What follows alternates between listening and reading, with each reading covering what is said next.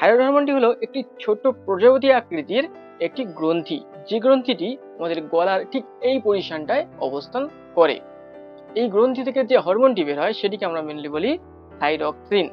এই যে থাইরক্সিন বা থাইরয়েড হরমোন, এই থাইরয়েড আমাদের শরীরে কি কি কাজে, শরীরে কোন কোন অঙ্গ প্রত্যঙ্গে কি কি কাজে আসতে পারে।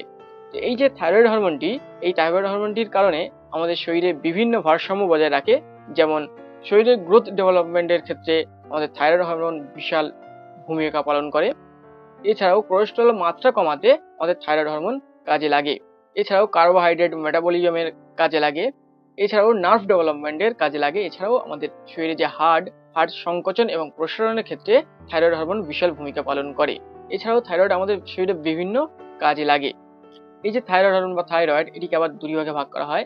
এক হলো হাইপোথাইরয়েডিজম, আরেকটি হলো হাইপারথাইরয়েডিজম।